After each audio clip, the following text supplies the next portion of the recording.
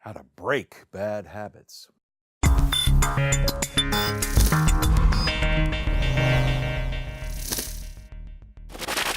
You know, there's nothing like coming up with a description for something that is not going to resolve itself in any useful way in order to avoid getting what you want. Years and years and years I've been dealing with people who ask me questions about how they can break this habit, break that habit. And we have to start with the actuality in that no habit is ever broken. It's not something that breaks. We talk about building habits and breaking habits when we're thinking about our behavior in an abstract way.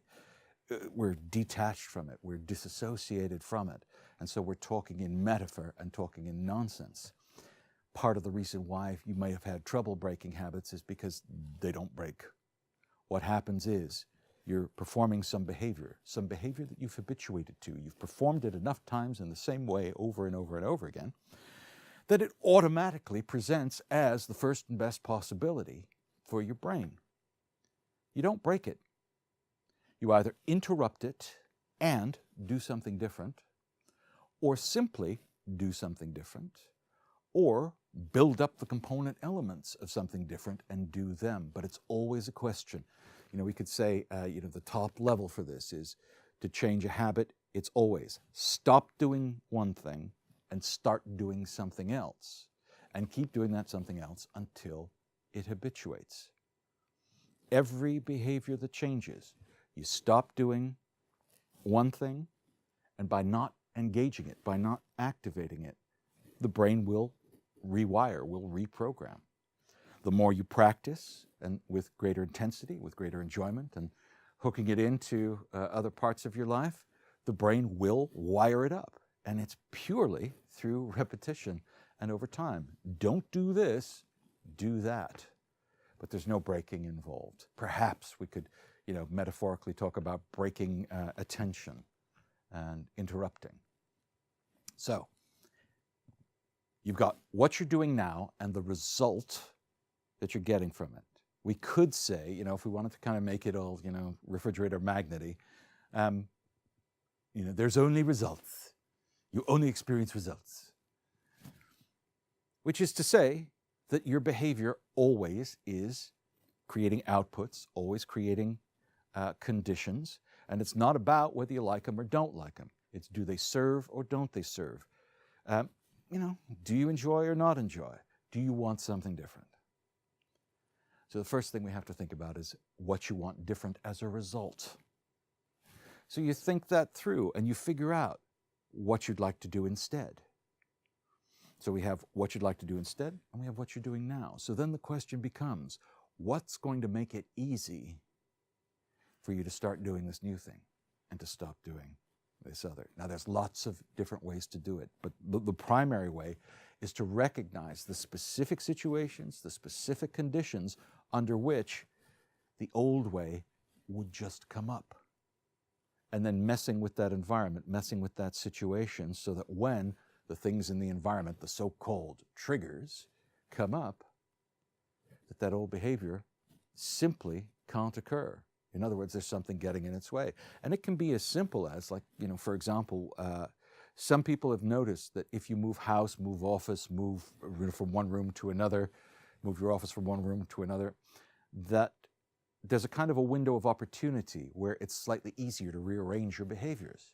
Every time you change the context for something, your triggers get taken apart and get re-put together again. This is one of the things that I advise people if they're moving, is think about behaviors that you'd like to change and hook them in to the different elements within the move. It makes it easier because your brain is already dealing with the adaptation to the new conditions. So one thing is disarranging the triggers.